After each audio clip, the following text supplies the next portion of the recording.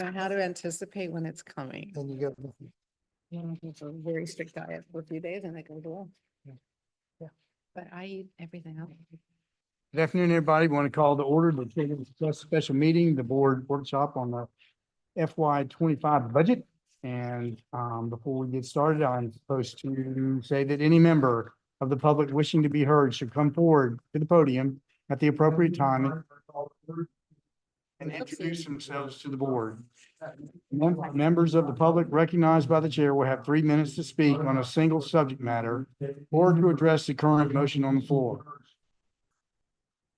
The clerk of the trust will function as the official timekeeper.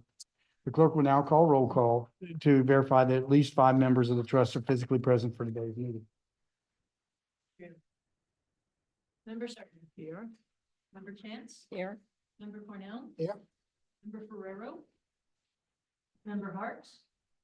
Member Lavarda. Here. Member Higginson. Here. Member Plumley. So we squeaked by there. There, no, I don't think anybody's asking for extraordinary circumstances, so we'll just skip that part. Okay, the approval of the agenda. Which, Approval, the agenda. have a second, have a motion and a second. Any discussion? Any public discussion? There being none, all those in favor of the motion say aye. Aye. Those opposed, motion is unanimous. Okay. Turn it over to the executive director, the esteemed Marcia Kiner, who will probably zip it on over to Scott. Well, you're gonna hear from me at least initially. Okay. We wanted to cover the unallocated funding. This came up, I believe at our last meeting. We knew we would have some leftover funds in this fiscal year, and staff got together, looked at what we might be able to fund between now and the end of the fiscal year. And I'd like to just walk through these items with you. If everybody has their notebook. So we just wanted to highlight each of the goals. Goal 1, of course, that children and youth are healthy and have nurturing and caregivers and relationships. We're gonna have about $809,000 left over in goal 1. So a pretty good chunk. Understanding there are a few things that we have not funded yet. Our youth health RFP, of course, we put out. We will be reviewing that with our reviewers, and then we'll be bringing something back to you in August, but the contracts are not going to get signed in this year. That will all happen in for the upcoming fiscal year. So about $800,000 there. Goal 2, we're going to have about 180. Yes, ma'am. Is there any way we could like mute that? I am like, I think I got like 80. Some I'm sorry, and it's a distraction. Even, No, yeah. not even on. It's, yeah. I think it's the laptop, her laptop.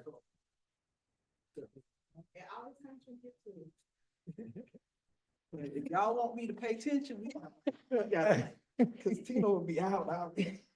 No, it's very confusing. And I'm sorry, I didn't even hear it. I'll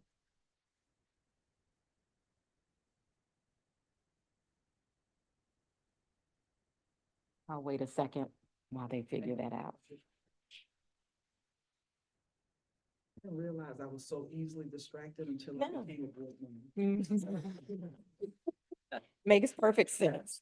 I'm saying. And I'm over here having a whole conversation with myself in my head, so I did not hear it at all. I didn't hear you, Deb. I didn't hear the reverb. Oh, okay, so you think I'm okay? We're okay now? Right. All right. Goal 2, as I said, 180,000, and you all can read, $628. Goal 3, our safety goal, we have a total of $615,000. So as we look, Just question, Yes. quick question, Mark, just so I'm clear, this is money that never got allocated out, right? This was never contracted. This is not lapsing money or money that isn't being drawn down by providers. It's simply money that was never allocated. so Goal 3, money that hasn't been allocated. Goal 2, dollars that both combination, either lapsed or really lapsed, that we just weren't able to completely fund, or folks didn't pull all their money down. And we know they're not going to be able to pull the money down. You always have contractors or providers who, through no fault of their own, and I'm thinking specifically about some of our mental health folks. You know this, Maggie, they just haven't been able to find mental health counselors to help facilitate the work. So we know that there are some folks that we are not going to be able to draw down all those funds. And we have an opportunity to expend them in other places. Okay. So goal 1. We, as you all know, have a doula program, and we really want to enhance our doula program. You will hear in August more about our maternal child health program. You asked for a presentation by Healthy Start. We will at that time also share with you some additional information that we have gleaned from the community. We'd like to, in the short run, build out more with our doula program by partnering with Dr. Louise Jacques' lab in creating or helping her to create doula-friendly hospital designations. She has begun work with both Shands. She's a doctor at Shands, or rather she has a, is that right, Mia, practice with Shands and, or UF Health. I guess I should say UF Health is more appropriate. But interested in creating doula designated hospitals here in our community, starting with UF Health and then moving over to HCA. We also realized through work with our doulas and our BEAM provider that another component of supporting our doulas is ensuring that there is postpartum doula supports. So we would like to partner with them on that initiative to bring forward more postpartum doulas in our community. Additionally, Dr. Louise Jacques has been trying to ramp up interviews, community listening sessions to create data points and information to address, the disparities in health. And so we see that there is an opportunity for collaboration with her to continue that work and to gather more information that we would all then be able to utilize to really help families here in the county. And then lastly, yes, ma'am. With the postpartum doula support, does that include like this, some work in that newborn, the home visiting program? Because unless something has changed in this past year, they have not had good penetration in communities of color. And I think the doula program is a little bit more effective with mothers, of African-American mothers. Yes, And ma'am. so what I would like to see, and I don't know if that is part of this, is It that is. because we're spending a lot on the newborn home nurse program, but I don't think the returns are there with the In numbers. that particular, yes, ma'am. And that is a huge component. And Mia, I'll ask you to speak to this because Mia is a little bit more familiar than I am. This is actually why you will see on here explore solutions in zip codes with substantial social needs identified. That is exactly what we're looking at. Board member Certain. So newborn home visiting, I don't know if this is on or off, so y'all let me Is know. there a number? I mean, push the button because it's not red. So newborn home visiting, of course, falls underneath Healthy Start. So they, if you remember last year, or in 2024, we collaborate with them on the Grow Doula model. And so part of our postpartum doula training, those Grow doulas are now also going through that same program. So they will be able to benefit from being able to work with Healthy Start clients along with the rest of our community. The other good part is Dr. Louise Jocks is a part of one of our resource centers as well. Is your microphone red or green? I made it red. Maybe green. Sorry. Okay, that's good. All right. So the other part is she's a part of one of our resource centers. So she's been collaborating with the east side of Gainesville in that resource center. So all of those resources will be available as well to areas that we haven't been able to reach through the newborn home visiting program. I know you'll have questions, but it is very much still in collaboration, trying to figure out those points. And then, of course, reaching out to our, our community to figure out what they want and where they want it. Right. So in addition to all of that collaboration, the Women's Giving Circle just allocated $100,000 to the mobile perinatal unit. And certainly that would be something that we want to make sure that we integrate with and collaborate with. Okay, thank you. But just so you know, when we internally talked about it and met with her first name is Adatola. So if you hear me say Dr. Adatola, it's Dr. Adatola Louise Jocks. That was a part of our discussion with her because we know that we are missing a huge part of our community. And I feel that she will better be able to tap into that community than perhaps Healthy Start has been able to. So that is goal one. May I ask a question Yes, before we go on?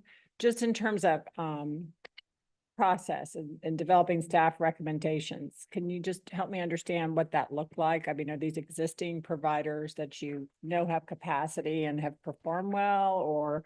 So with Dr. Adatola, and Mia may have to come back up for this one, she has grants. She has a number of grants where she's already begun some of this work. I don't remember now exactly who put her in touch with us or how we got to her, but she is currently doing the work. She has been meeting with doulas of color for, I know, at least a year, if not longer. When we first had a discussion with the gentleman over the mobile health clinic, he brought her to our attention. That was, again, well over a year ago. So we feel very good about her reputation, the work that she has been doing, and are excited about the opportunity to work with her to build this out even more. And then I'll let you add anything else to that, Mia. Yeah, so she's been in this community for quite some time, really trying to do the same thing we're trying to do, which is change what it looks like when we talk about maternal child health. Whether it's from the research point, really talking to families who are getting those services and then reaching out to those who are actually providing services. So even beyond even looking at doulas itself, whether it's lactation specialists. And so she does have a pulse on what this community kind of needs from what she's hearing, but we also want to formalize that with, what our community is actually saying too. And that's what she's already started doing some of those work. For us, it's just really collaborating with her. And we've known of each other for some time. And then, of course, we connected a little while ago to be able to really see what are we doing that's the same? And then what do each of us envision that is a little different from there, and be able to put all those pieces together. Beam they were a part of the original, Road Doula is something that's happening throughout the state of Florida for Healthy Start initiatives. So she was actually originally on that team that developed that curriculum for it.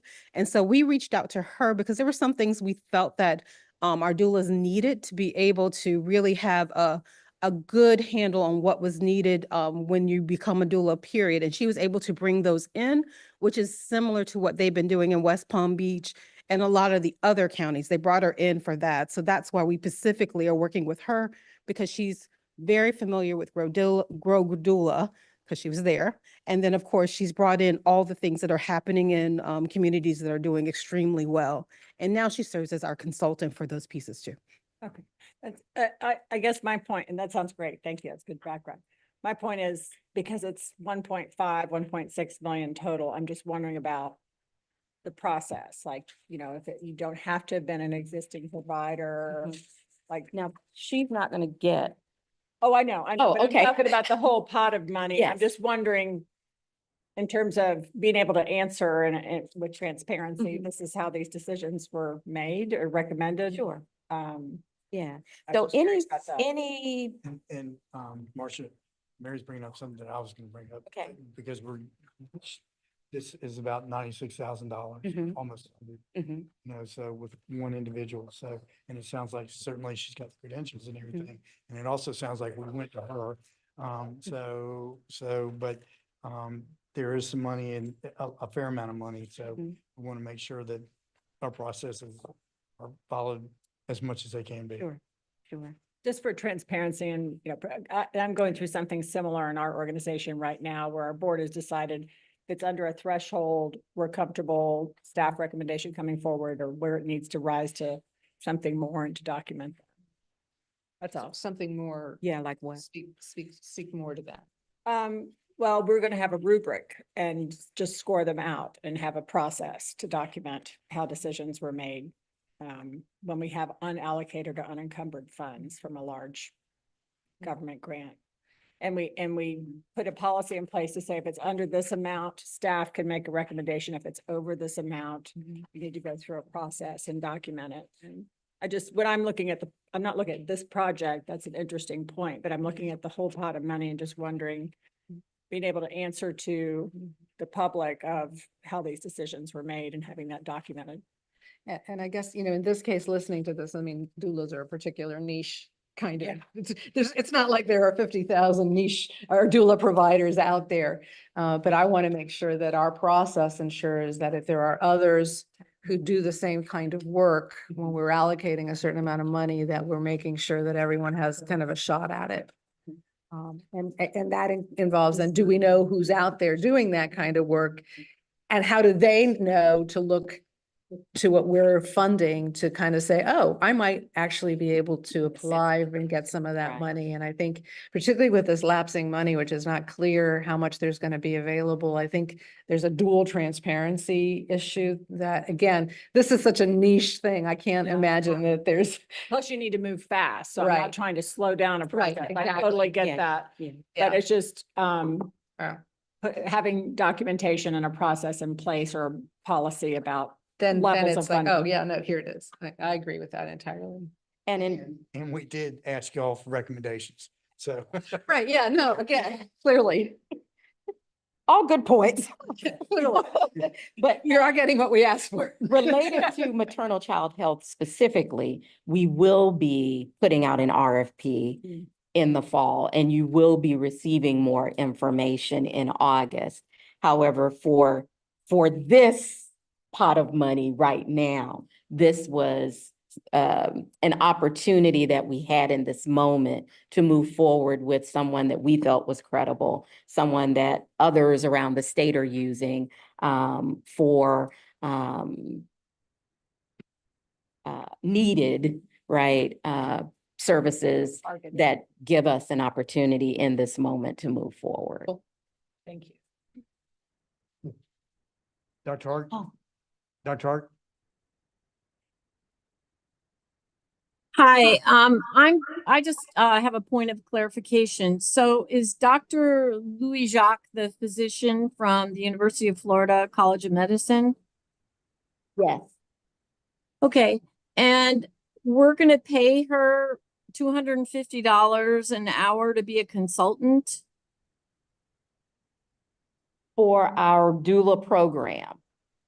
Okay, well, just as a point of information, I would hesitate to set a precedent for hiring a faculty member from UF for that kind of money. I think we're going to open some kind of floodgates. That seems like a lot of money for a physician whose salary is already partly covered by Floridian's tax dollars. So I have a lot of discomfort with that. I don't have any discomfort with the rest of it.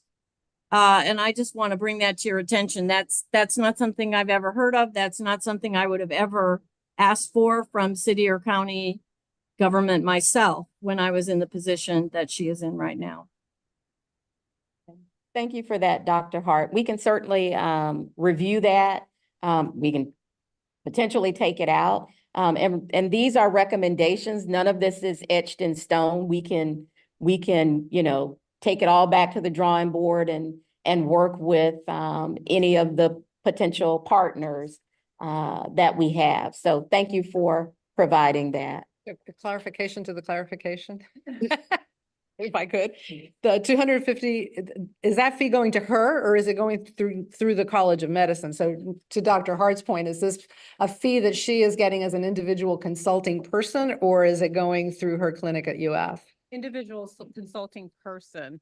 What she would be doing is not just consulting, but actually helping us with some of the, you know, as we're doing the training, we're about to launch a training. So that would be her personal time that she's already spending towards helping us, you know, teach the community, work with the doulas themselves. As we come up with different things, being able to consult on those things, but it's just 20 hours total. So it's capped. Right. It's not ongoing. Ken. Bob, if you want to make a point, then I'll. Mr. Chair, I have some personal knowledge regarding UF and consulting because I've hired a number of faculty from the medical school for purposes of consulting. They generally, because UF has rules regarding what you can do outside your practice. So if this is outside their duties with the university, they may be required. I'm not saying this one is, but they may be required to do it independently and of the university. And so this would be more in the line of personal consulting. I don't know whether that's what this person's doing, but I can tell you that the physicians I've hired have all done that. They've required that I go outside the university. They run it through their particular conflicts committee to make sure that's done, because this is not a contract with the university. Okay, thank you, Mr. Chair. So I don't disagree with my colleagues' points, but to Member Shurden's point, I think we identified a real shortfall. Mhm. And what I view this as really kind of one-time data analysis is the biggest part, 65,000, and setting up with this consulting agreement, hopefully a process so that when the next RFP goes out, we can address these areas that we have kind of missed. So I'm happy with it, and we asked them for it. We asked staff to say, bring us back ways to improve going forward. My bigger question, Marcia, really is 809 unallocated, 106 spent. What about the other 700? Yeah, it would go back in the fund balance, We have not been able to identify how to utilize that. So not to in this me- moment. To me, board members, and I appreciate that. Mhm. I really want to make sure we spend this 106 because I Mhm. think we've got to address some holes, and we still are not spending 700, Right. which, you know, is great from the standpoint that we're not spending money if we don't have a good use for it. Not great from the standpoint of it's our primary goal Mhm. that we need to allocate 50% of our money towards. And it's really a call out to the community, to UF Health, to our experts in the field, to other children's trusts around the state. Where else, what are we missing here? Or have we allocated too much to this very important need? And that is a question, which I'm not ready to say it yet because this is our first year of the strategic plan, but I think- gonna bring it up in that budget discussion. So, right, and You're gonna- the youth one, remember, we just put that out. It literally just closed last week. And then it has to be reviewed, and then we have to bring it back, and then we would negotiate for contracts, so we know it's not going to be in this fiscal year, and we're already, Yeah. you know, a couple of weeks into June. But what I do want to say is, we have over allocated in goal 2, right? Yeah. Which has primarily been our bread and butter. We have primarily been a goal 2 trust, right? Children and youth, you know, get, learn what they need to be successful, our after schools, our summer programs, all of that. So as we begin to transition to funding our goals, it's not going to happen in year 1. We're going to get there, but it couldn't happen in year 1. Thank you. Right. I personally don't, 250 an hour is not a, I know it sounds outrageous and horrible, but it's not an unusual consulting rate. Capped at 20 Particularly, Capped at 20. particularly for medical personnel. And it's capped at 20 hours. So I mean, personally, I get it. I get where Dr. Hart's coming from, but I've seen enough consulting contracts to know that's not way out the, it's just not that out of bounds. It's pretty consistent. So I don't know if you want to take these up in by goal, or do we want to? Because otherwise I would make a motion that we accept all three of these as I'm good with proposals that, for but I goal think we one can do it Out at the end. together. altogether. Okay. We go to. Okay. So goal 2, children and youth learn what they need to be successful. Again, our goal where we have expended the most money, and there's continues to be need in goal 2. I had hoped that Superintendent Andrew would be here, and I'm sure you are familiar with what is going to happen this fall at Eastside with the 3DE program. Junior Achievement has partnered with Eastside to make Eastside High School a 3DE school. This is something that is happening in other communities here in the state. Basically, the easiest way to describe what's going to happen is they are marrying what our kids are learning in the classroom with real world experiences from businesses. So they will bring in case studies every so often throughout the year. And the youth will have an opportunity to hear the case study from the businesses themselves, and then the young people will determine a solution to whatever the problem is. And it will be incorporated throughout all of their courses. So English, math, whatever those courses are, everything, all of those courses will have a component of how do we solve this problem. We're very excited about what they're planning to do. They are kicking it off in the fall with the 9th graders, who will then move to 10th grade, the incoming 9th graders next year, so that, you know, in 4 years, the school will be a 3DE school.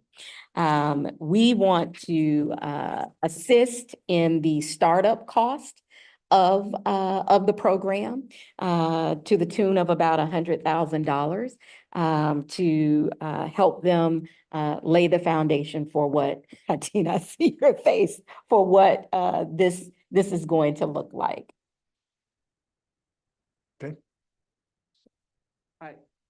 Anybody else have anything for us? Was there any? I like the program. Anything I don't know the total budget cost of it. Oh, did I skip? Oh, I'm sorry.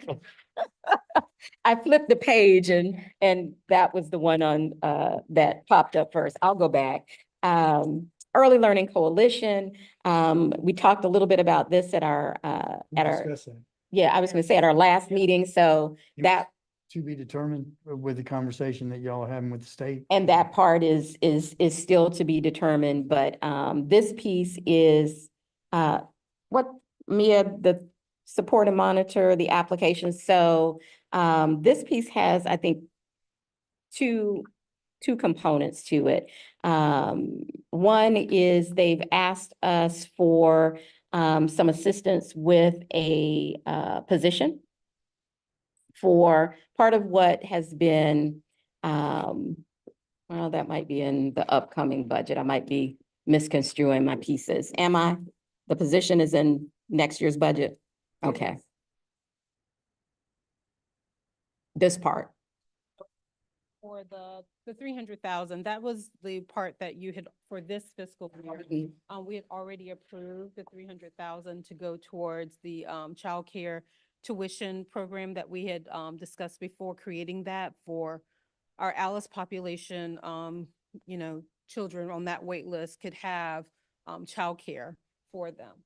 Next fiscal year, we'll have an additional 300,000 that will go towards that same pot, along with helping with a position that they need in order to be able to help with that. To So- keep the list from We get piling approval from the up. state that we can use the money for that. We're still waiting. We're not talking about. That's on your informational item. Oh. Yeah, we're still waiting. We're still, like Marcia said, like, Executive Director, Marcia said that, we're still waiting on that feedback. What we can do is, right now, in terms of how we use the match, we can still utilize our dollars. The question that we have for the state is how far those dollars will stretch. One of the things that I think we were hoping we could do is that we were able to use our dollars for 30 days. They would be able to roll on to school readiness. And then the next batch of kids would then be able to use the next set of dollars for 30 days and they would roll on to school readiness. That is what's in question, in terms of how that can be done. To me, it's a barrier. And I believe across the state, they also have been saying the same thing. So they're trying to figure it out. How can they stretch those dollars so that families have ongoing, without just relying on what the community is able to add into the pot? So, go ahead. So is the they Early Learning. Learning Coalition, ELC? The they is the Division of Early Learning. They're the ones who are trying to figure out what does, the proviso along with what they're allowed to do within that match funding category. Are they able to do it differently than they've been thinking they could do in the past? So basically what has happened is some communities have been rolling them over. Alachua asked the question and we created a hornet's nest.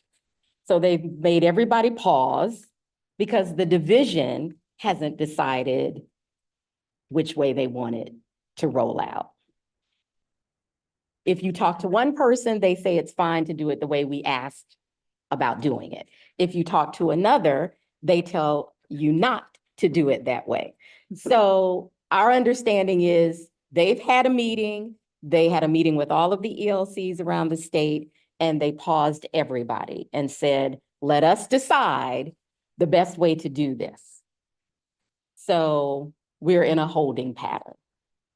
So this $300,000 here, we're saying we're going to be using this to help families secure childcare Correct. while we're in this limbo until the state can decide. Is that what we're saying Correct. here? Okay. This is the 300,000 that we talked about previously. Mhm. Okay. And eliminating the wait list there. Okay, but I don't remember hearing about the support, monitor and process applications. I thought it was for the children.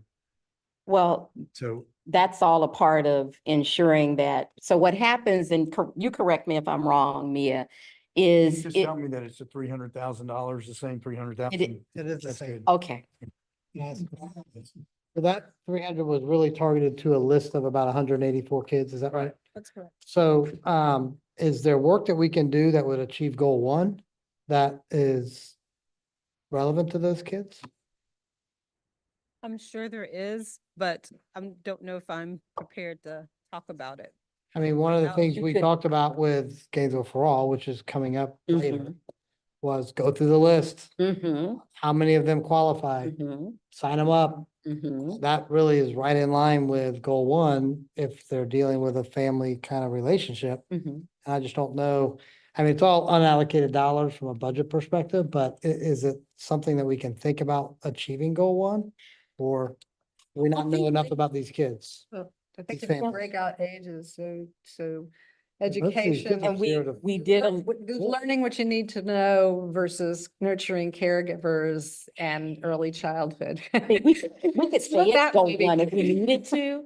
I see where Ken is going. I'm not a, that's what I'm saying. I see where Ken is going. you were I'm going. not Well, sure yes that and no. that's where we are. I think it would be fair, though, if you ask us to come back in August with a little bit more detail, but I I'm mean, what I- hoping by as I- then we'll have. As I understand this list, these are single parents, moms or dads. These are families that need, that are, Like at that. They're at the fifth threshold. they're at the Correct. threshold of, It poverty. might be $1 or $2 over. Right, and so it would seem to me that it fits, I mean, if we don't get them in, we can't do goal two. So it's kind of like, that's why we prioritize goal one.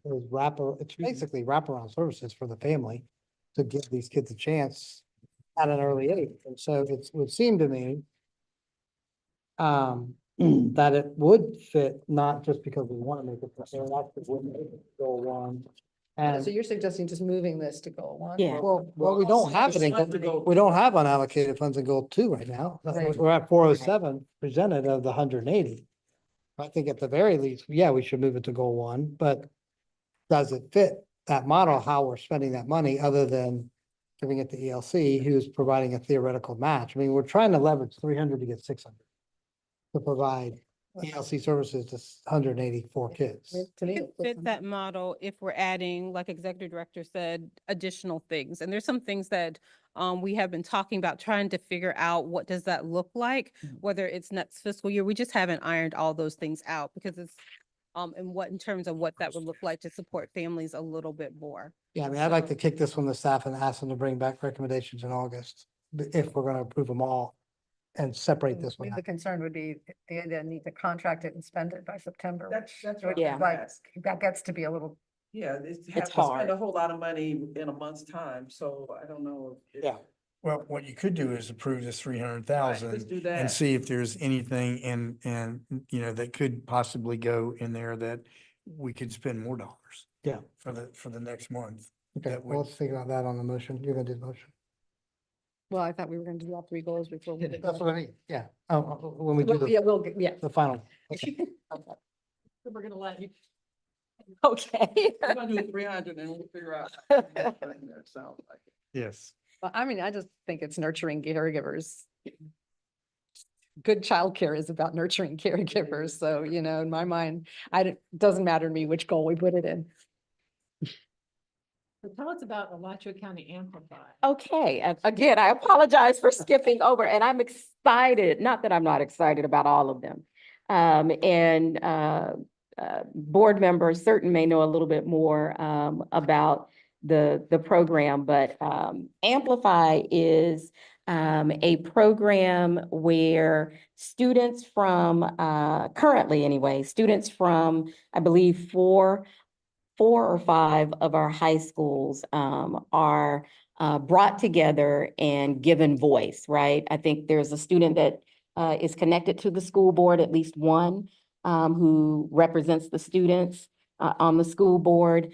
So Amplify has been, the way it was brought to us, an opportunity to bring these young folks together. I believe they were meeting monthly. They could talk to each other about issues at their school. If there's I'm going to make something up here. If there was a problem at my school, I was a Buchholz Bobcat. So let's say at Buchholz, I really felt that students should be able to drive, right? Go off campus for lunch or something like that. We used to do that. We did. Uh, So the students bring these issues and they work towards a solution that could be taken back to the school and or, from my understanding, even bring it up to the level of taking it to the school board. The ask of us was to increase the number of participants in the program. So instead of it being students from maybe 4 or 5 of the high schools, invite students from all of the high schools. So we would have a total of 14 young people on this council. They would then be meeting weekly. They would have opportunities to meet with boards. They would get to come to a Children's Trust Board. They would be able to have the opportunity to meet with the county commission. So give them the opportunity for leadership, experiences. We like it, specifically we, the trust, because we've been looking for an opportunity, a way to bring in youth voices. And so I would like to take this group of young people next year when we go to Tallahassee to Children's Week, be able to bring them with us, let them meet with our delegation, really be able to make this an experience for these young people. The funds, of course, could not be given directly to the school system. So we would provide the funds to the Education Foundation, who would then in turn, the students each receive a stipend. So we would be giving the stipend to them for their participation. So that's kind of the Amplify, the short version of Amplify. Additionally, they bring students who are, I believe have 2.0s to 2.9 GPAs, and they also take them on college tours. I love the idea of us supporting that because often all of our focus is on the 3.0 and above students. But sometimes if you can focus on the 2.0 to the 2.9 student, you inspire them, you encourage them, you get them to see beyond what they think of themselves. And if we can take them on college tours, incorporate CTE, bringing in Santa Fe, some of those programs that are workforce programs, then we have an opportunity to really expand what we hope will be their futures. So in the short run, we'd like to expend $7,500 to amplify, to kind of help get it up and running. There's a national program that they want to contract with that will help them kind of set up the framework for it. And then in the budget for the upcoming fiscal year, you'll see another dollar amount that incorporates in the college tours and the stipends and all of that for the program. So that's Amplify. Okay. Really excited about We that. need to speed up this conversation Sorry. because we've got a budget then to go over as well. Okay. Yeah. All right. And then finally, Already talked. Well, yeah, and then finally, you all are familiar with gun violence, the 250,000. I do want to just mention briefly AMI Kids and of course the YMCA. You heard me mention the YMCA at our joint meeting with the county. We are interested in funding a teen center, specifically with the YMCA, with the hope of in the fall expanding it to having events around the county to bring young folks together. I'll leave that one at that. It's kind of self-explanatory. AMI Kids, we have up to $200,000. AMI is basically an alternative educational program. We're still in the works with them on what this is going to look like. Their funding was reduced by 770 something thousand. The entire state allocation. Right, right. Not just our local AMI. These are the kids that we're talking about, right? These are the kids with the behavioral issues. Many of them are already just as involved. We want to support AMI. They still have to figure out what their new model is going to be. Our understanding was that they had enough funding to get them through the end of this month. And then July was when their shortfall would start to kick in. So that's why you see this in our unallocated dollars category. any questions? Okay. Yes, sir. I'll start with AMI since you just started there. I guess is the expectation that they will continue to get funding each year because they lost a significant amount and I don't, correct. the problem, I guess the challenge for me with several of these things is I'm seeing a shifting, which I've seen this in education also, the burden from state of Florida to other funding sources. And that's kind of problematic for me because instead of the funding being, I would rather be constructed. So they're going to be coming back for more, it sounds like, in the next year. So we are budgeting in the upcoming fiscal year for the same, for the same amount.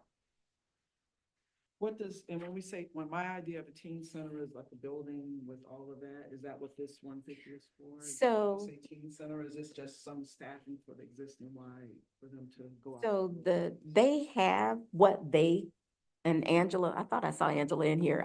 They currently have a teen center model.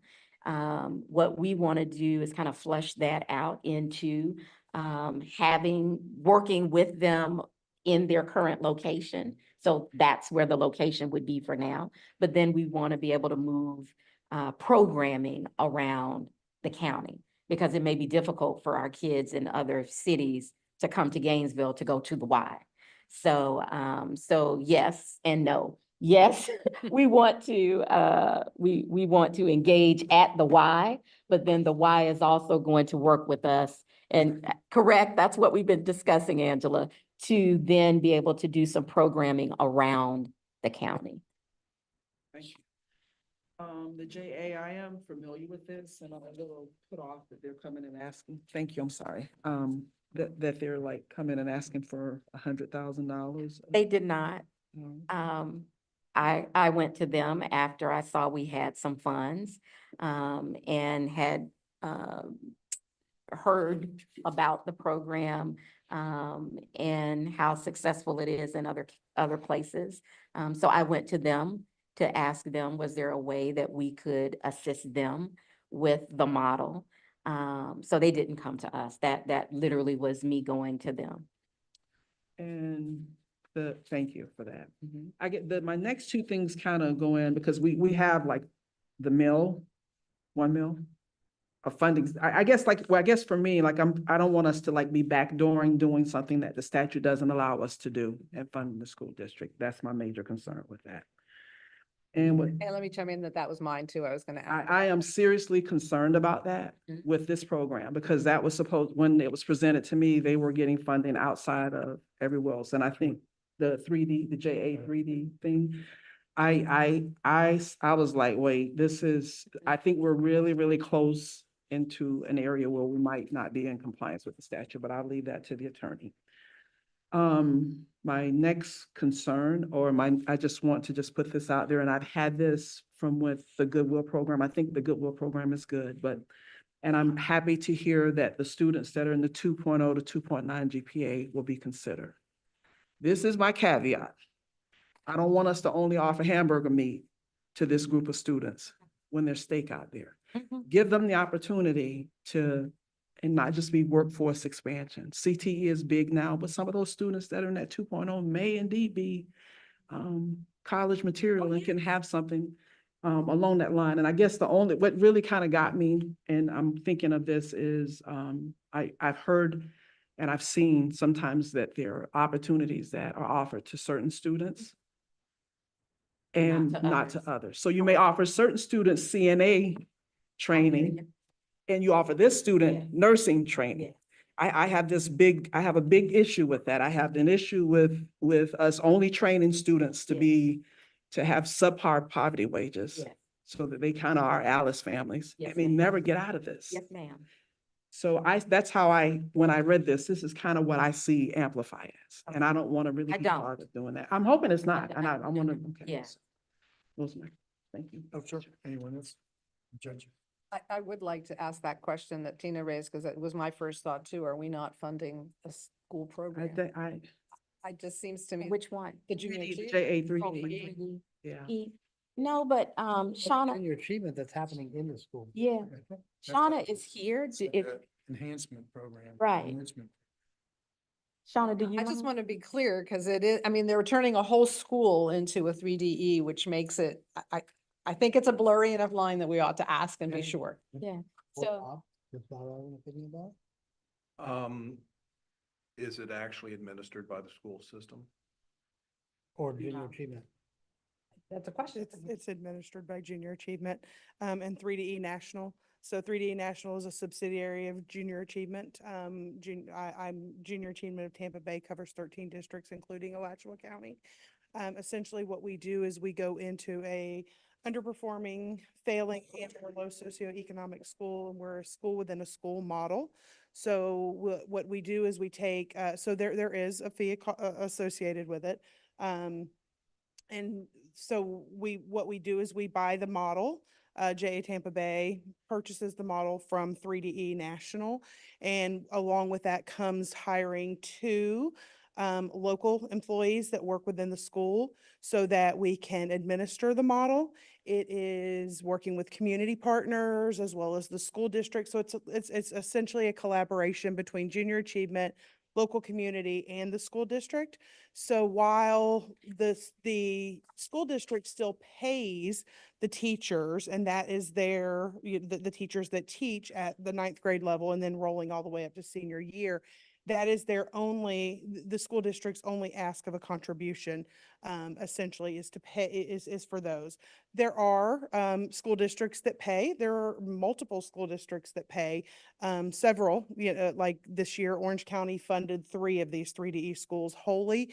We actually did not make a ask of the school district. The superintendent actually took it to the board and asked the school district for a small amount of money starting next year to fund the model. But it is, Y'all approve it? like I said, some school districts fund and some do not. I see it similar to how we fund how we partner with the community school of Howard Bishop. Me too. To me, it is it's the It's a same school- thing. That's, Yeah, that's it's how a I school view it. within a school, That's essentially. how I We're, viewed it. we're running our model. We have 6, it's 6 partners per year, 3 local and 3 national. So 3DE National, 3DE National supplies 3. So for this year, for our 9th graders, that would be Delta and Arby's and also Truist Bank. And then we have 3 local partners that write case challenges or case studies for our students. And that would be CPSS, Campus USA, and the Alachua County Sheriff's Office. So essentially, they help work with our team to provide a challenge question to these students, and then we launch that in the classroom. We and not only launch it, it's not like an elective. It's not one course of study. We bring it into all of the core classes. So we bring it into their math, their English, their science to make all of the areas of study relevant and try to bring in that real world experience. We bring in community and local business partners to mentor. And also, then they have to present. So for the 6 case partners, it ends in a culminating event where they have to present to the community.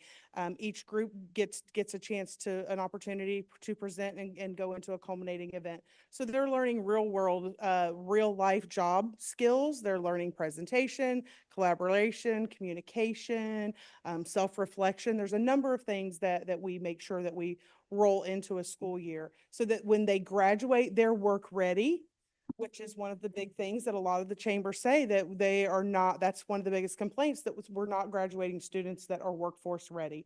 And not all students are going to go post-secondary. We encourage post-secondary. We encourage trades. We encourage all of those things, but we want to make sure that our graduating seniors are ready to enter the workforce on day 1, and they have the skills necessary if they choose to not go post-secondary. Okay, I think the question, sounds like a great program. It's a question of whether, we need to make sure that we don't violate the wording of the statute. So, and I'm sure whoever will make that motion will include that to refer it to the. I'm gonna start taking notes about this motion. I'll make it. Okay. When we're ready. You have a question? Yeah. Well, is everybody, Judge? So I just I want to know in terms of all of these things, how many children are we impacting? Do we know in terms of all this money? Do you have So the AMI kids, how many kids are we I can't give impacting? you a number because, like I said, their model is changing. So I don't know specifically that number. I think that's for me, that's an important thing to know at some point, because if we're impacting one child, that's a lot of money for one child. If we're impacting 200 children or 100 children, that's Right. significant. Well, they're going I don't- to, so what we're I'm not just saying doing, AMI, I'm asking about all these right, things. so what we're doing right now is basically proposing to you how we'd like to use the funds. We will then work with all of these partners, right? They will then have to put together a proposal, there'll be details. That's where we will get into numbers and all of that. And we can bring that information back to you and Okay, so tell you that's what the something proposed. we're not automatically giving this money, we're just. Correct. authorizing it to look into, and then you would tell us how many children would be impacted by each difference. So we know like for this particular group, 3DE, it's 250 ninth graders. That's what they're estimating their 9th grade class to be for this upcoming year. Amplify, I believe it's 14 kids for the youth council piece. And then for the other component of it, the campus tours, I think there'll be an application or something for that. So I don't know what that number will be yet. Any other questions? Just a concern around this time frame. I mean, this is money that's got to be out the door and spent by September 30, and I'm hearing a process that's going to take a whole lot longer than that unless we're pretty ready to roll with what we want these folks to do for the money and based on the conversations thus far, and just move it forward. Otherwise, Yeah. you're going to lapse all of this. Yeah. Right. But It's unallocated dollars. So we did what we were asked to do, which was We did bring exactly you what back we were some asked. recommendations And for, Before Ken makes a motion, I do have a question. yes, sir. And it's to the amplified, the children start in ninth grade. No, that's for 3DE. Okay, so. Amplify Is is, what age group? see if I have that with me. They're older. 9 through 12, if it's Is high it school, 9 through right? 12? Okay, fine. It is high school, but And my concern is if you take a child from 2.0 to 2.9, and you take them to the University of Florida to show them the campus, do they have enough time to where they could actually get their grades up? Or would it be better to take them to something like Santa Fe where they see a college experience that is more, because I don't want to show them something and then, throw cold water on it. And I understand. oh, you mean for the campus tours? Right. Okay, so the campus tours it's a part of Amplify, but it's not the youth council piece of Amplify. For the campus tours, I can't remember what he told me, what age group that would be, but it's not just the I would hope it would seniors. be the Yeah. young group, so so if they do hit And a we 2.0, can 2.9, we can dictate more of that okay. for that group. And I heard what you said, Tina, very much, and I understand what you're saying. I just don't want to create a situation where, you're giving a child an experience that it's going to be very difficult to, and if it's just University of Florida where you have to have a, 12.6 and a 20,000 SAT, it's really hard to get in there. So, it depends upon which college you're actually talking about. Yeah, so when the gentleman came and talked with us, they took those students on, I want to say 12 campus tours. They went on quite a few, and it was the FSUs, the South Floridas. Variety. It was a variety. It was more than just, it wasn't just local. It literally, they went around the If they state. show them a pie in the sky school, and as well as a practical school. Right, Then I think that would be a very good thing because it does give a child the opportunity to say, wow, I've been, I haven't been really applying as hard as I could. If I kick it in gear, maybe I can get to that school. I think that's if they're young enough. If you take a senior, right. It's too late. so anyway. Just acknowledge, Member Hart has a question. Oh, Dr. Hart, I'm sorry. Hi, everybody. I don't want to go backwards, but it's hard for you guys to see my hand up, but this is back to the question about junior achievement. I enjoyed the presentation by the woman in the audience who's telling us about the program, but it sounded to me like this would be a proposal to take to the Chamber of Commerce. And I'm not trying to weasel out of it, but I'm wondering, do we have a partner in the Chamber of Commerce? Can they share the expense of this? Because we're going to be asked to do this every year for 4 years, right? And maybe we would want to do more than one school, more than just East Side if it's such a great program. So I guess I'm feeling, like we need to create partnerships to fund some of these things, especially the ones that are going to go on for years and hopefully in perpetuity. Dr. Hart, allegedly, these are one-time expenditures. That does not stop anybody from reapplying, but I would hope when we present these, we explain to people, this is unallocated funds. It's one-time funding. That does not mean you preclude you from applying for again, but this is one-time money. I thought I just heard you say you were gonna put it in the budget going I forward. thought you said that too. was. No, that was Amplify and AMI Kids. Okay. A Okay, motion. so, when you look at what we asked, we had 1.6 million of unallocated. Staff has presented us with approximately 1.1 million. So we're still at 491, $500,000 unallocated. And to the extent these aren't spent by the end of the year, they're gonna have to carry forward. So I would, based on the discussion, I would go ahead and, I wrote it out. Now I just gotta find it. Where I wrote it out. Think of this. Area. No, I wrote it out. I would move, I'll take a shot. what? Want me to take a shot? You're welcome to. I would just move that we implement staff's recommendation with the following two positions. One, that we see if, any part of the 300,000 in goal 2 can be allocated to goal 1. And ask staff to look at that. And then item 2, that the junior achievement monies are administered by the school board, and ask that the attorney, before we spend that money, make sure that it doesn't run afoul of the statute that precludes us from funding directly school board programs. I'll second it. Okay, we have a motion and a second. The only thing that I would ask is, What do I write about? is that of the 300,000, if we send this back and there is, and they see that there's, a need that could be in goal 1, that we see if there are any more dollars that could be allocated to that, of the unallocated. Oh, in addition to, here Right. it is. In addition to the 300, Right. because we have an extra 500. Right. Yeah. Yeah, so I'm great with that if the You rest, would be. if the seconders okay with it. Yeah, so that 300 is 300. You want to say up to the remaining unallocated funds? That's basically what you're saying. Well, what I'm saying is send it back to staff and make a recommendation, because they may, they know the dollar situation better than we do, so they can come back with. a Up to, but recommendation. not to exceed the unallocated funds. That's potentially a lot more money. So my only concern with all of this again is how do we help them through an expedited process so that contracts can get out the door?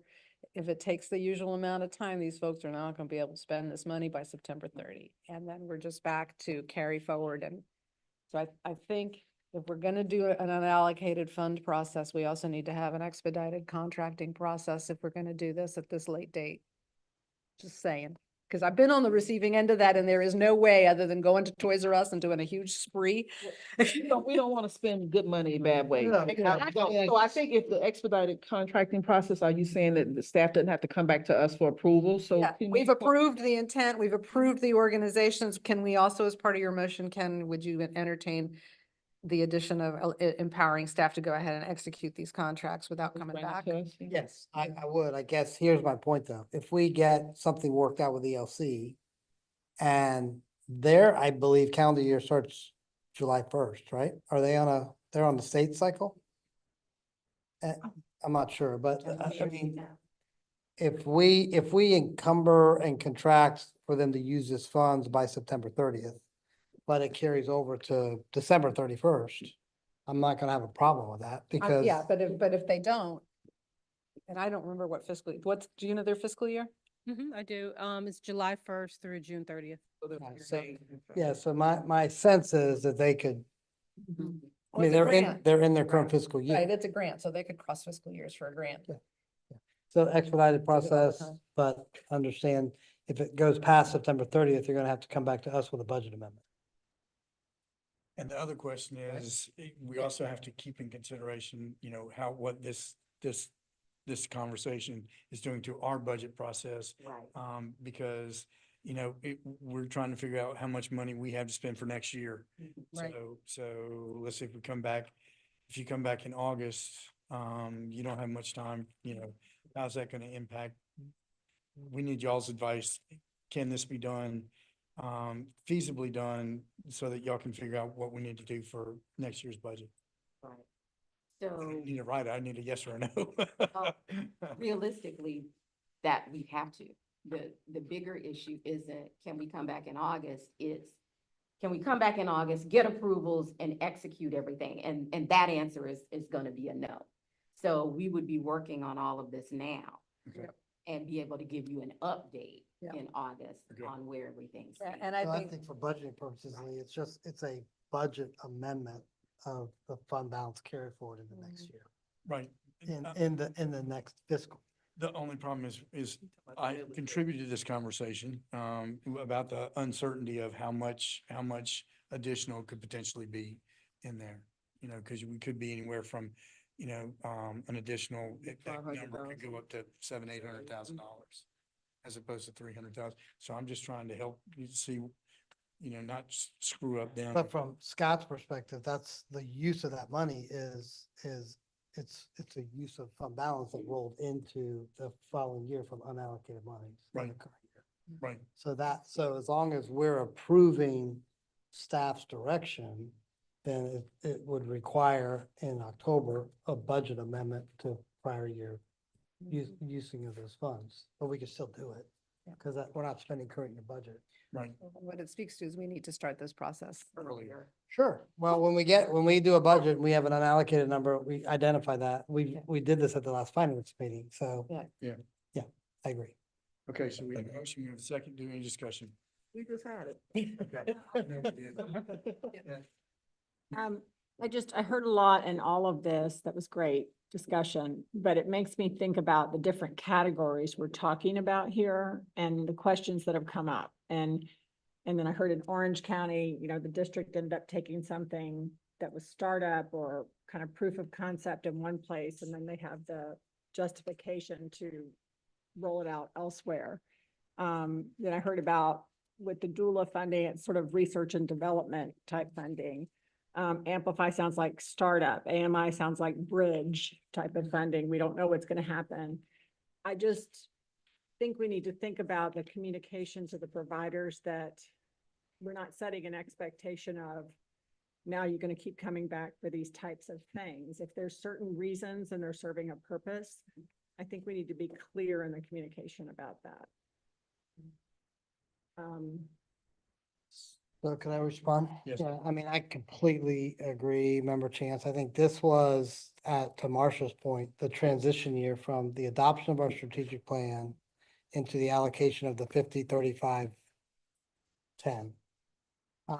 And us identifying 2 months ago or a month ago, hey, we haven't allocated this money.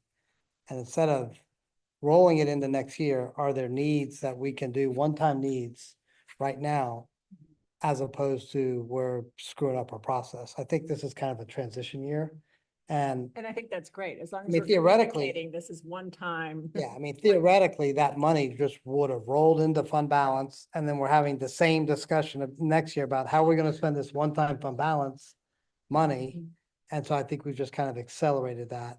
And I think thinking about it that way, that's a wonderful way to think about it, that we get to try something, fill a gap, do some research, have a proof of concept and call it that rather than. I like that. I do too. I like rather that a than lot. Thinking about it like, oh, Here's some money. Right. Yeah, I really Or like that. It's left over. Yeah, I like that approach, just really putting them in those categories and saying, we will put unallocated dollars into these categories as one-time funding to determine, further needs to be determined as we see what happens. I really like that. And Mary, as much as we'll say that it's one-time money. I hear you, but I would still put it in writing and have it in Yes, communication yes, and yeah. think of it that way as a group. And I think that'll help us. I mean, it is, except for what we know isn't, which is AMI and the, Amplify. Amplify. So it's an opportunity to put that into the next budget. Okay, we now have Sorry. less than an hour to talk about the whole budget. So, any further discussion? I don't Any- feel yeah, so it- rushed with you. Any public discussion? There being none, all those in favor of the motion say aye. Aye. Those opposed? There is no opposition. Nancy's. She can't vote. Oh, that's right. So- I talked too long. Okay. Scott should have kicked me. So we now turn it over to the budget discussion. So, thank you. That'll be brief. Been a lot of prelude in that discussion to our budget discussion. Also, good afternoon to members of the board and to the community. Ask you to flip to tab 16 for our tentative budget for fiscal year 25. And I'm going to start off on page 207, which is E.D. Kiner's memorandum to the board, and just comment on a few highlights.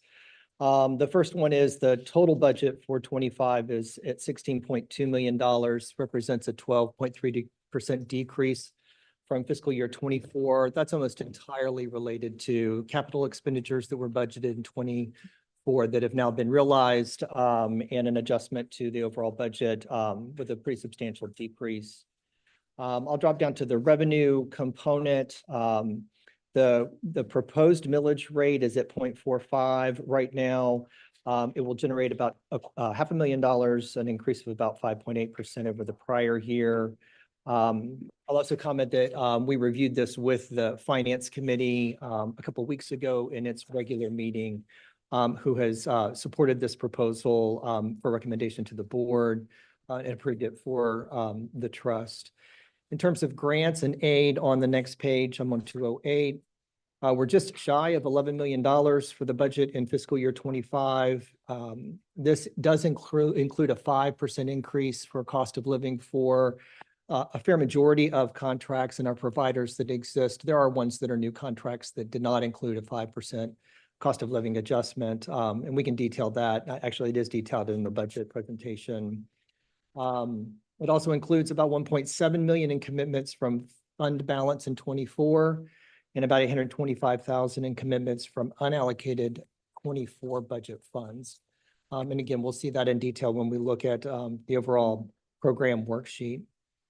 For the personnel budget, a pretty sizable increase is proposed for fiscal year 25, about $640,000. A couple of things that are included in there, a 5% increase for all staff in the trust related to cost of living. We're anticipating a 3% increase in the fringe rate. We don't have a final word yet from the county on that, but that's our current target. There were 3 positions that were approved by the board in its last board meeting that are included as part of that overall increase. And an additional 3 positions that E.D. Kiner will speak about as we work through the budget. The operating component of it, expenses are relatively flat year to year.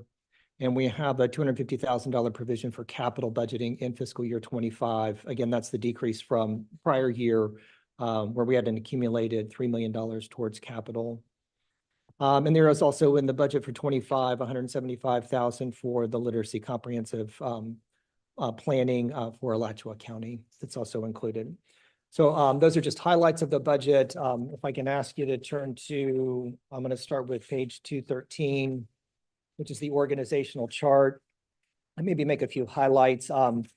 You'll see a little bit of restructuring here that Executive Director Kiner will talk about. And we've made a point of noting in here with an asterisk on positions that are not filled, those that are part-time. And as we walk through the budget for 25, we'll get into more of the details around what has shifted around adding positions to the budget beyond what the board approved in its last discussion. From there, we'll jump straight to page 218.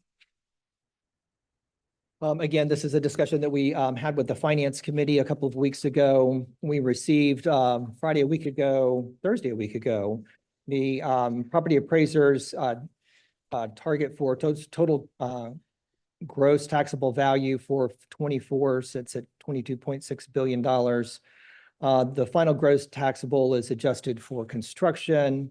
I'm sorry, that was the prior year. My bad. We don't have final numbers on that, but that was the gross taxable value as we understand it today. So about $1.2 billion increase in property values in the county. We've proposed a rate today of a 0.45 millage rate that would generate $500,000 in additional revenue. And you can see in the brief chart below, the maximum would sit right about 11.6 million to a rollback rate as we understand it today based on our current worksheet at a 0.4365. I make sure I include here a column that accounts for the uncollectible amount that we're required to deduct. So you see the 0.45 proposed rate of 9.96 million that folds into the fiscal year budget. And then a brief table below that just shows the trend since the trust began on what the target set proposed millage rate was adopted, versus the proposed going into fiscal year 25. I'll just pause there on millage rate and see if there are any questions I can answer. Any questions? No, I like the reduction. I'd like us just going forward unless to always have a small reduction if possible, similar to the county, unless while we continue to, I think there's a huge shortfall gap in needs, but until we are ramped up in conservative needs, I'd rather have this approach. Yeah, thank you. I appreciate that.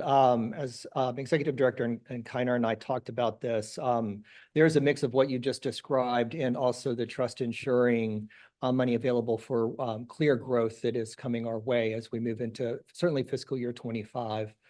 And I think another thing that is on our immediate horizon is as we look at a particular fiscal year budget, we also have a time horizon that is 3 to 5 years out that starts to adjust for contracts that we know will end, ones that will begin, and decisions that are made by the board for the trust that gives us some sense of a future forecast. So we know today what the implications are of our spending proposals as we look forward out to 3 to 5 years. And plus, we came out, we've still got over $500,000 more than what we had before, so. It's a even with tax the- increase. It's actually a tax increase. Yes, yes, correct. Okay, Any other questions? okay. I don't know if you had a question. No, okay. So you understand, if we don't do rollback, it's advertised as a tax increase. Mhm. So that's the only way we don't advertise that. But we can also advertise that we're reducing the millage as opposed to leaving it the same. Okay, next on page 219, revenue summary, you'll see is the first line item, tentatively for the budget in 2025, ad valorem taxes at $9.9 million. Miscellaneous revenue, which is investment income, primarily coming through Prime, although we do get some investment income off our bank balance accounts. Sitting at 425. I will comment that we are doing better than that number, at least our forecast this fiscal year. We will certainly beat the 425. We are still maintaining a conservative posture on interest income with what is still some unexpected or unknown future when it comes to certainly the economy, interest rates and the like. So we feel pretty comfortable sitting at the 425 number. We fold in operating fund balance contribution, which nets out at 5.4 million. That gets us to 15.8 million in general revenue funds.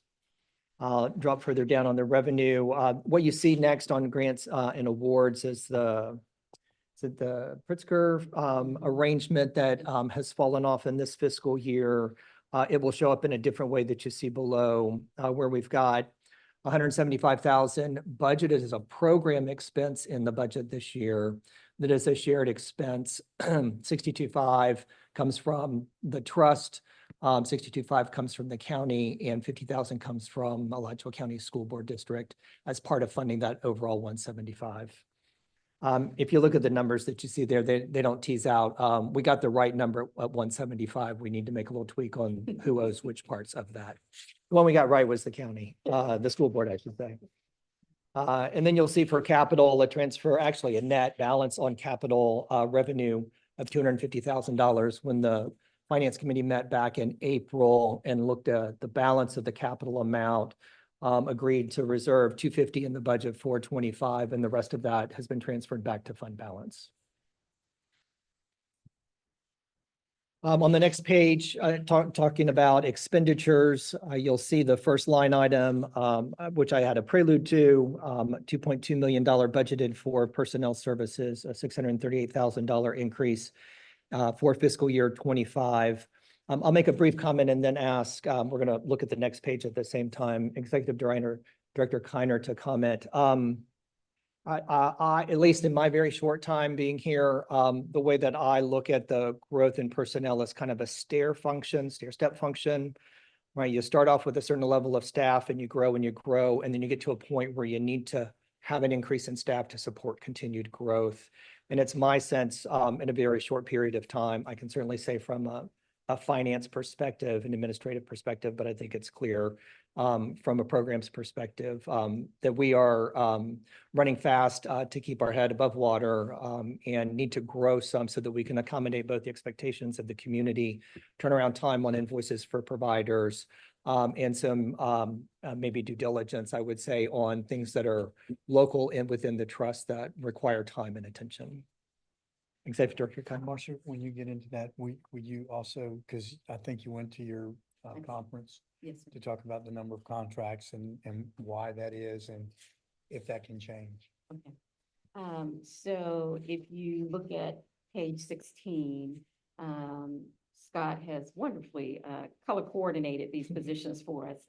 If you look at the blue positions are either a redirection or a brand new position. So we are proposing to bring in another fiscal assistant. In the finance area, we have been running with some temporary folks in our fiscal area, and we need to go ahead and bring them on as permanent staff. So we're not going to get rid of them. We need them. Christy, of course, has been our director of program operations in my tenure. She has really been more of a chief operating officer.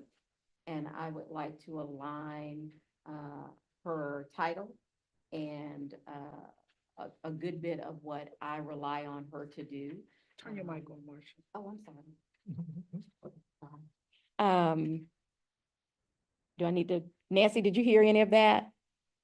You did, sort of, okay. I'll just quickly, new position in finance, the fiscal assistant, it's in blue.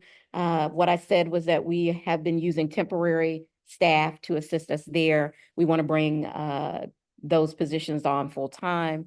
Christy, the director of program operations, I'm looking to move Christy's position to chief operating officer. That to me will align what the work she's been doing in my tenure with a title, salary, and then we would bring on a director of program operations. So we would bring on another position to work directly with our project managers to assist with those contracts. As you all know, Christy is wonderful. She tries to do it all, and I need to ensure that we are utilizing her to the best of our ability. And then Bonnie, of course, Bonnie now will be part-time as our research person. We will replace Bonnie, but bring her, keep her rather, as our part-time research analyst. And keep in mind, the research person touches every single contract, right? With performance standards, all of those benchmarks. Bonnie has been swamped, goes out on site visits, all of that. So by having that position and Bonnie as a part-timer, that will give us a little bit more depth in our research arm.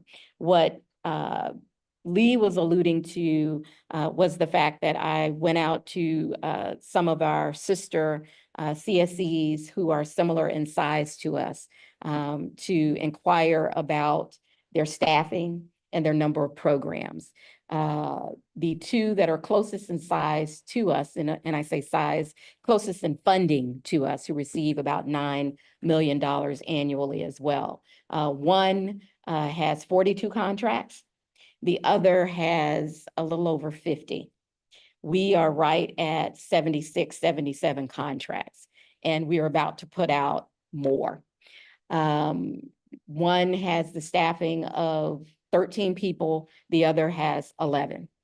Up until April, we were right at 12, 13 staff.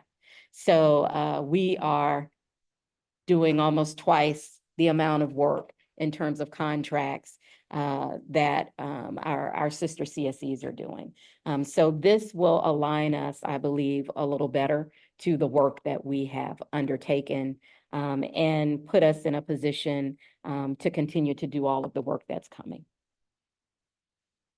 Questions? Yes. Ken. So excellent, fully support the staffing up to, and I still don't know if it's enough. We'll see. I think you got to get the folks in here. On the new fiscal assistant, I made this recommendation at the finance committee. I will make it again. The person you hire please make sure they know debits and credits. I mean, it's Yeah. really important. I mean, it's Just the word deficit. Right. It actually knows how they work. I mean. how they interact. How they It's- interact. It's really, really important, for you to, it's just really important. So please do that. Thank you. So my only question really is on the operating budget, the 10.999, so the 11 million of grants and aids. Mhm. Now, we haven't kind of honed in on that number yet. That's just a big number, or have we kind of worked out the details of what we're thinking on that? We worked out the details of what we're thinking. We have worked out. the Yeah, as details. soon as I cover the rest of this part of the Yes. budget, we'll flip to that part of the discussion. Oh, that's the next page. Yeah, Yes. correct.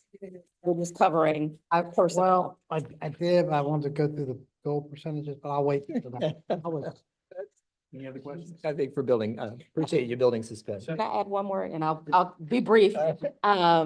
So this did come up at the meeting, with the other EDs where I talked about, you know, us kind of feeling the tension of, needing more people and all of that. And the comment that some of our more seasoned, they're larger, but some of our more seasoned CSEs said, basically, we're just in it.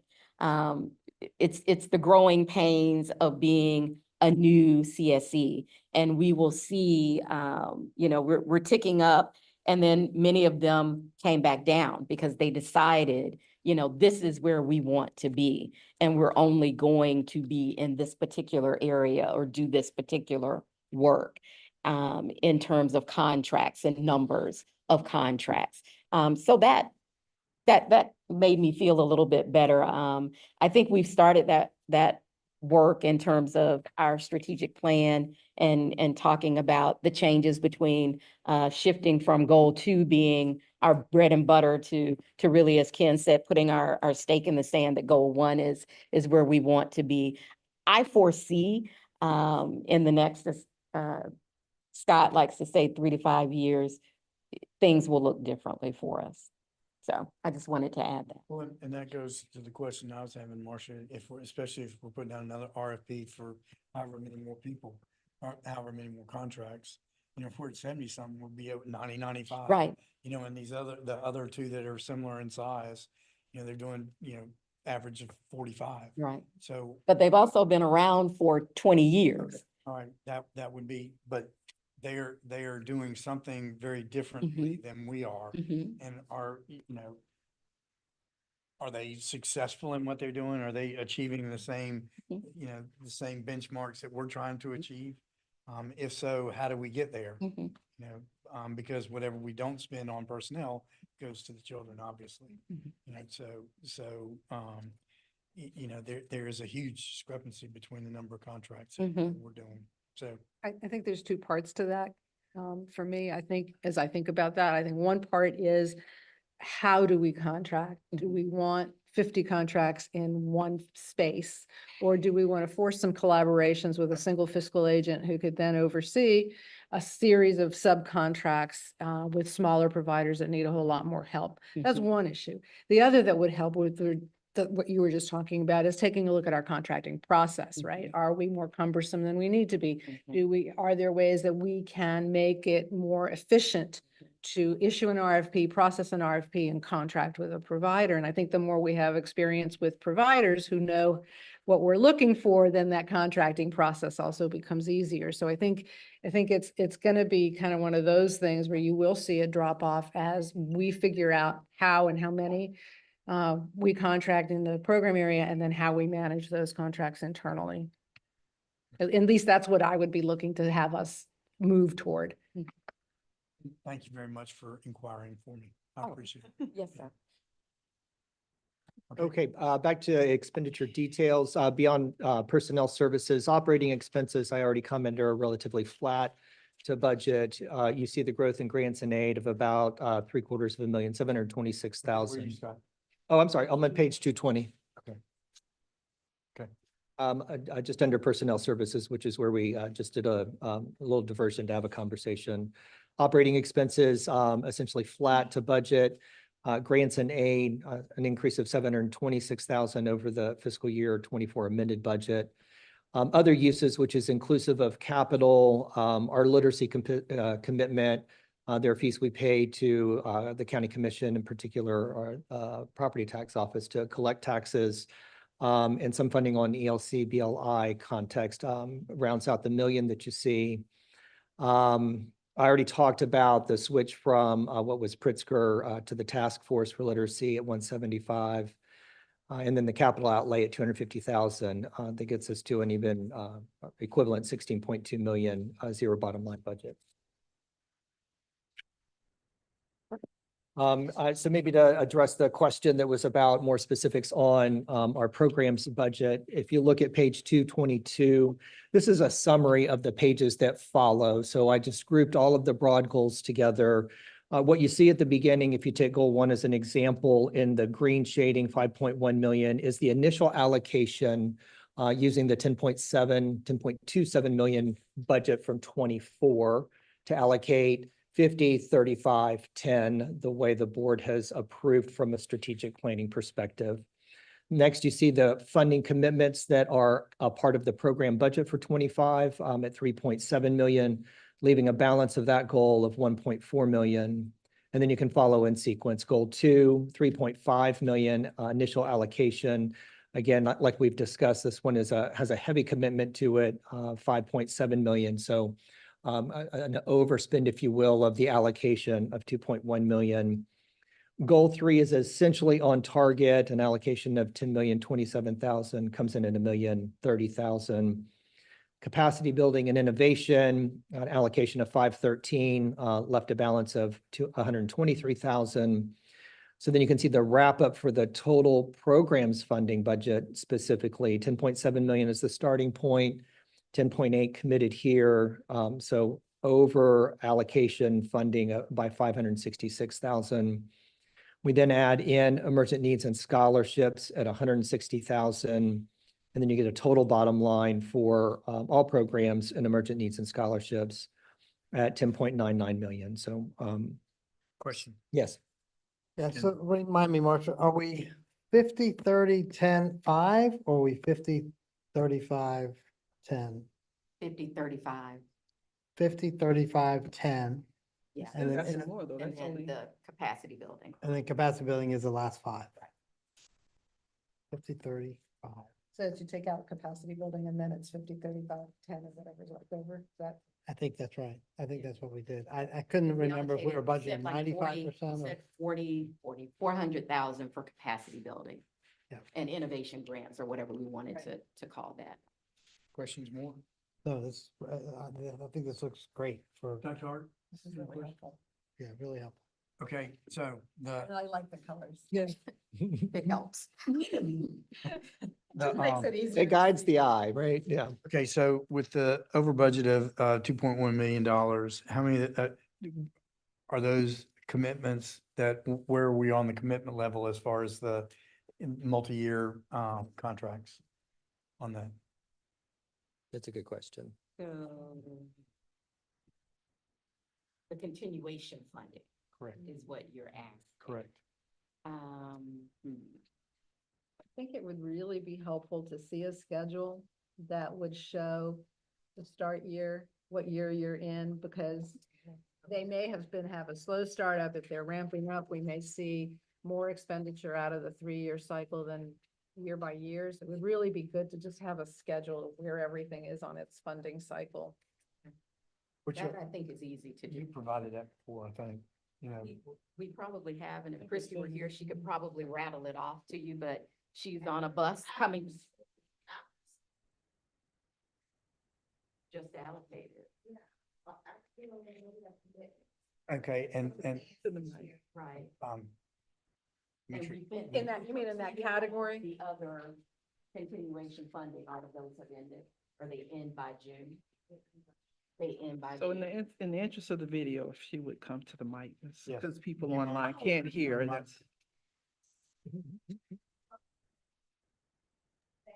okay, so these programs are open, are done in June. Of- Some of them. Some of them Okay. are done in June, some of them are done in September, and at the end of RFP September. The RP is going when? So the Enrichment, No, October 1. youth health, Is that the one? The you're- after school, After we school, just we just, did. correct. Okay, and we took in consideration what would, because there was how much money in that 1.5, or how much money did we set aside for that?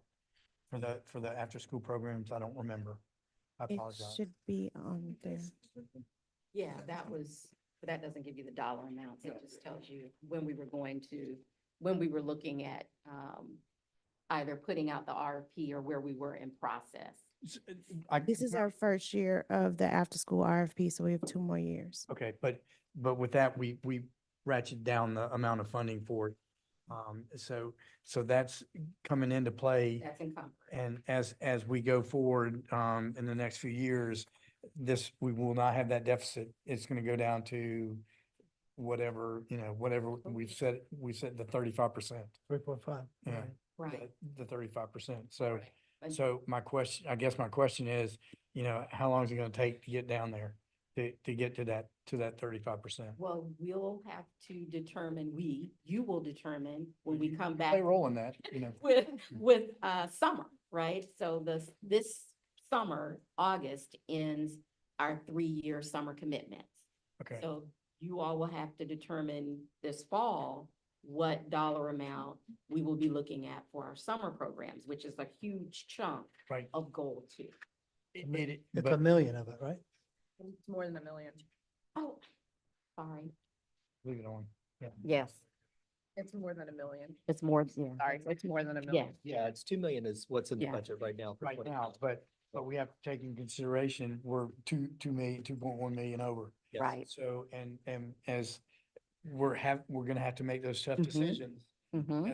as we transition from, less and two and more, more and one. Correct. So, when we're doing these RFPs, we need to make sure that we're Mhm. mindful of that as we go forward. Yes. So we've got commitment for the summer programs, For after school, for the after school. We have that currently.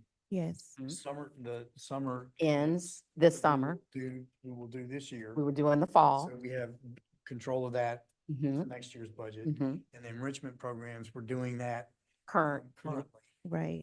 So we have control about that, and Mhm. we've been given a budget on that. correct. So right now, the one that's gonna have the greatest impact on that negative number will Summer. be going forward, will be Summer program. the after-school programs. Yes. Correct. I'm so proud of you. Brief moment of clarity. You got it. Which was very helpful. Thank you. So my question would also be, because some of that can take care of itself if we've allocated a certain amount and encumbered it, but it's not actually being drawn down. So I think having an analysis of what's lapsing from each of these areas, summer, after school, et cetera, because some of that may just take care of itself by reducing the contract amount to the prior year earned or Spent. right? Mhm. So lapse is a huge, lapsed funding is huge. Yeah, and we had a lot last Right. year, Mhm. And- too. Right, so as, Mhm. as we get our invoicing system, unwrinkled and Right. ironed out, then I think we're in a position to see what's truly lapsing. Mhm. And if so, then do you start reducing the contracts to no more than the prior year actually invoiced? Mhm. And then you start to already reduce that $2 million by, may not, certainly won't be all of it, Mhm. but I think it's an Considerably. important way to start looking at it. You're not gonna get more next year than you were able to actually invoice this year. With the exception of the increase in salaries. Right, with that, yeah, obviously, other than COLA and, yeah. So I'm on page 224, and I'm glad this is a workshop because we're kind of thinking out loud. But to your point, Lee, we're at 5.7 budgeted, and we have to try to get down $2 million. Mhm. When you look at these big broad categories, you see, to Scott's point, 2 million for summer camp. Mhm. You see the sum of the after school is about 1,200,000, Mhm. 1,250,000. You got teens work at 945. Mhm.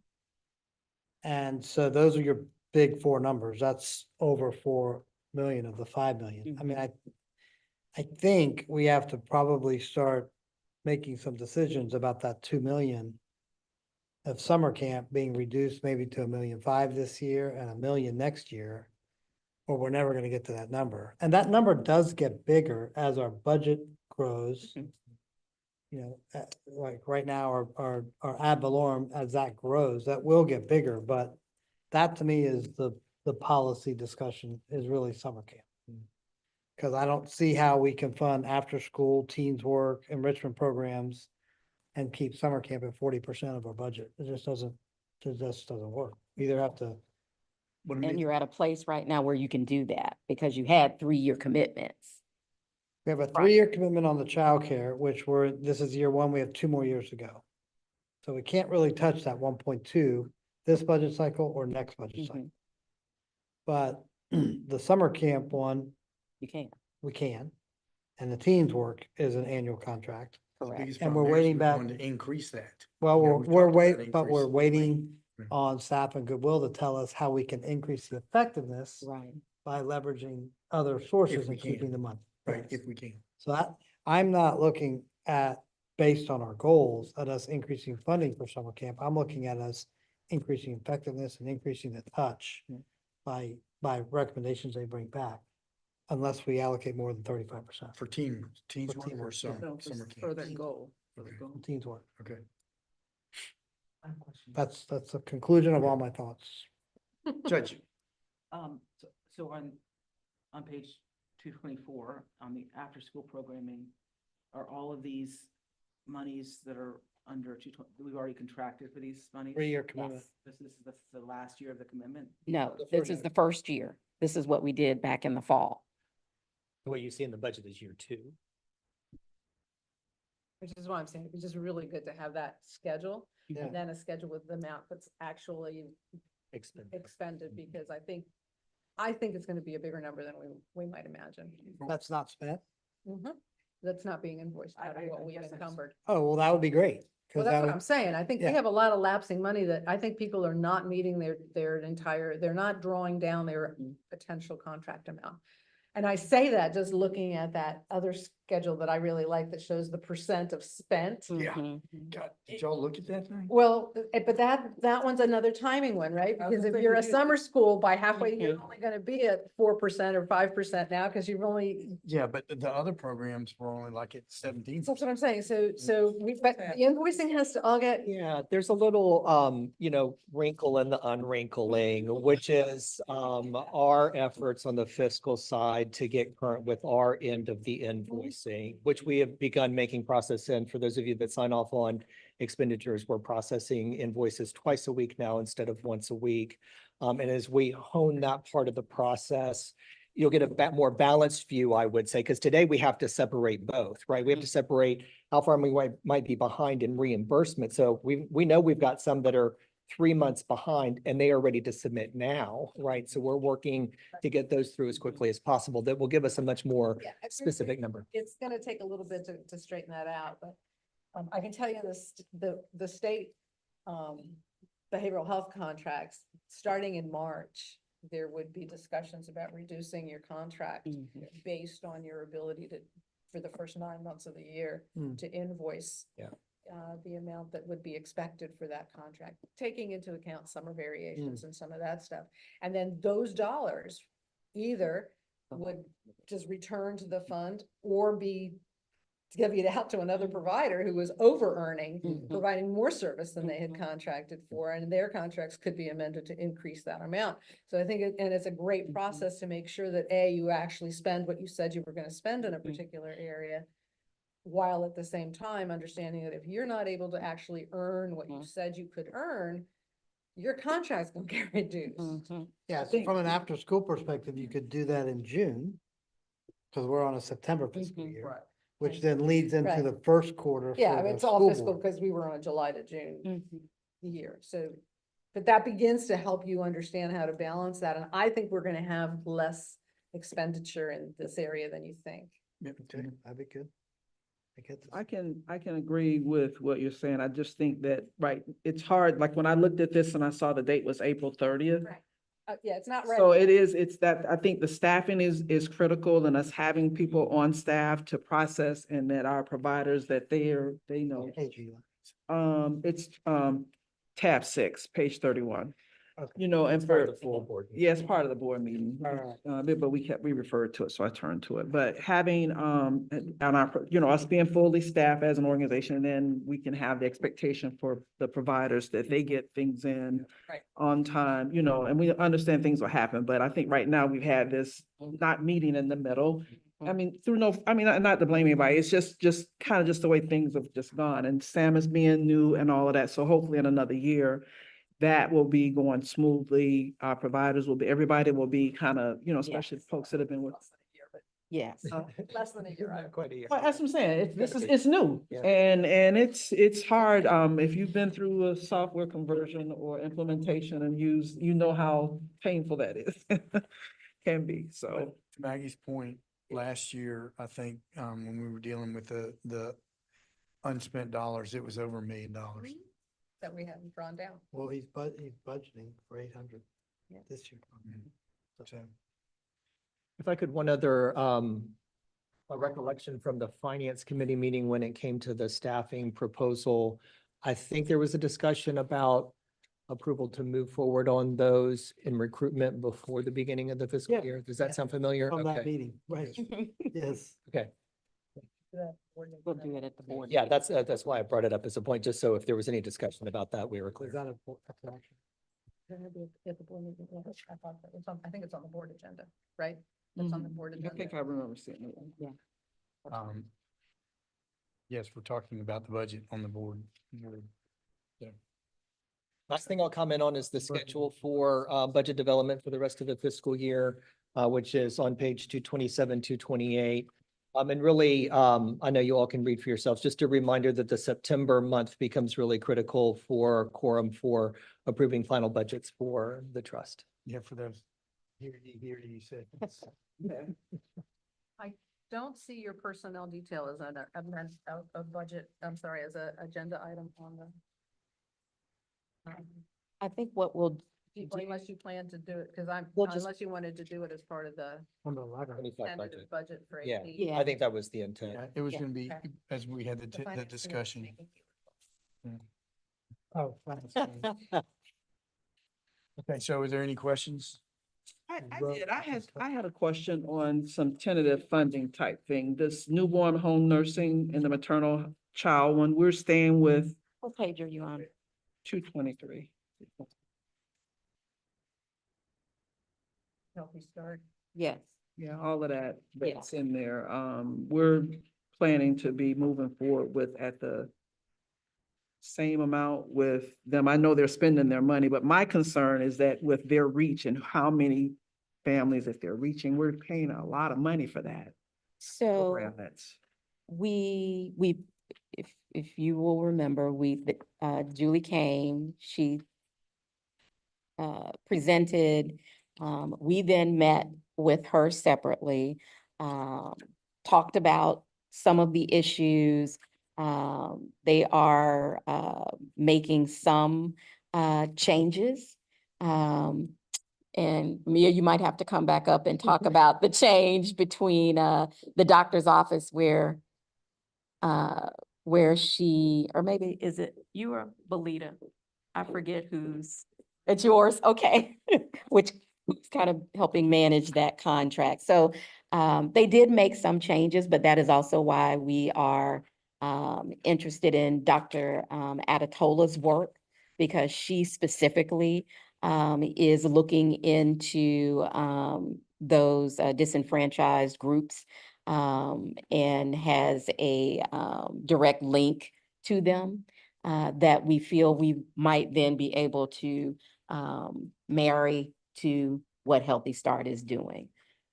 Can you talk a little bit about the change that they incorporated for this year?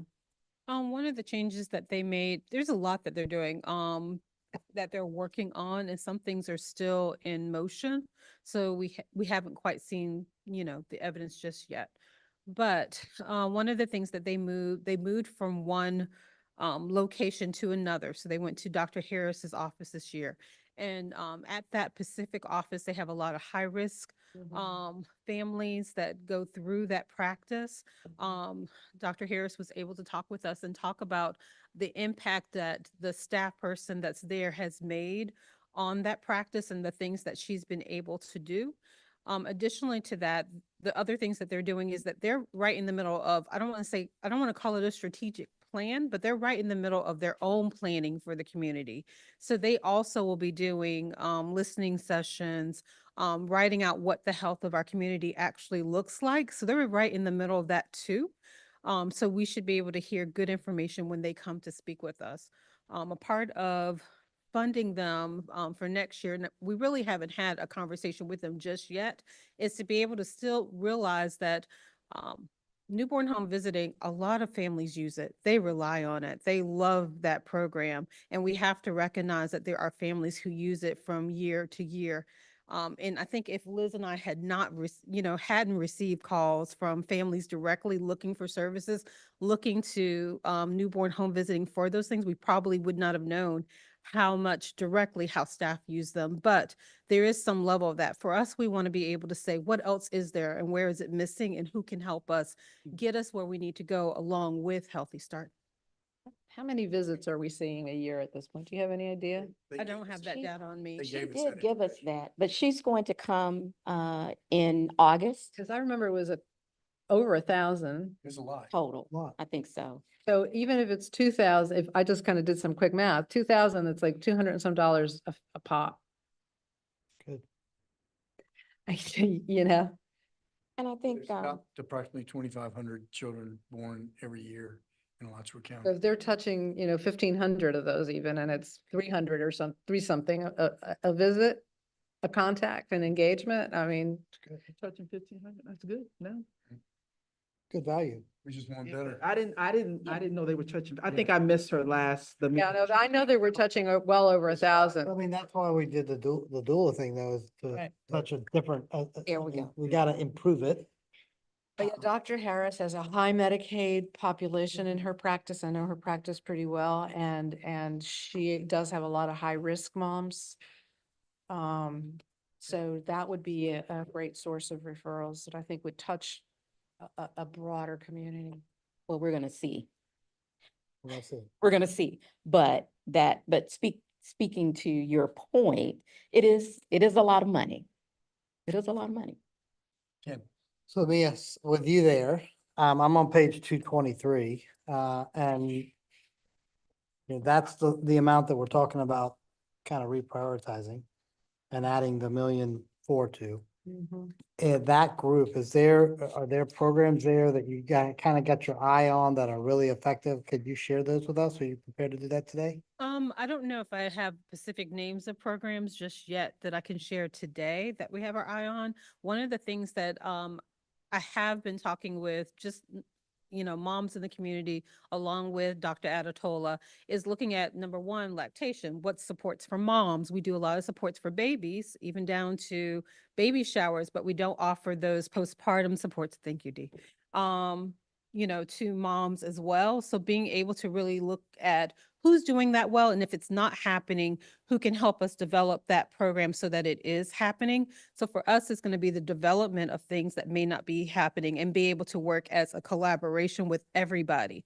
Healthy Start will always be in our community, period. And so we have to be able to work alongside them as our maternal child health initiative arm, to be able to expand exactly what it looks like in our community for all families. And the RFP that just went out, when are we gonna, the youth health RFP, when are we gonna start seeing? August. We'll August? bring that back to you in August. Okay, And just remember, health, that is different than the maternal child health. it is, Right. yeah, but it's in the same category, yeah. And go one. Oh, and I think years down the road, that mobile perinatal unit may be another area that, because they're gonna have startup money. The impact grant they just got is a 1-year grant. Okay. So that's another plant, another piece to keep in. In mind. Okay, so any other questions? Nope. That's staff presentation. Dr. Hart. Dr. Hart? It's your turn. I hope you guys can hear me. They're mowing the lawn out here. No, we Can you hear that?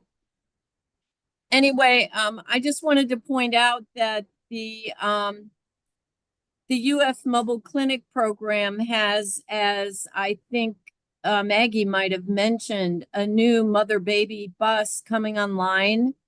I don't know exactly when it's coming online, but they tend to spend a lot of time in East Gainesville.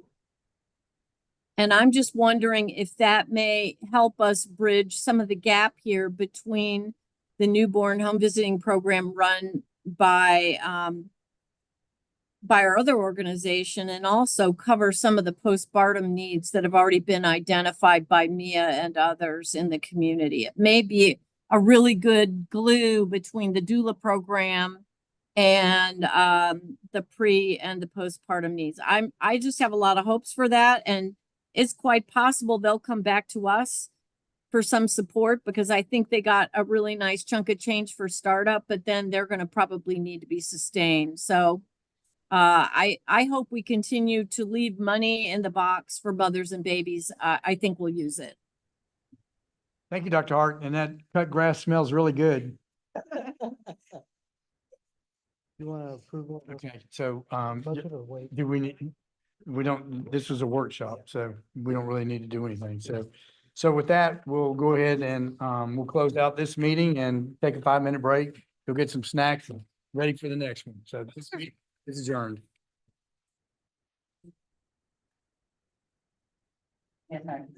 Man, this is nothing like the county's budgeting process.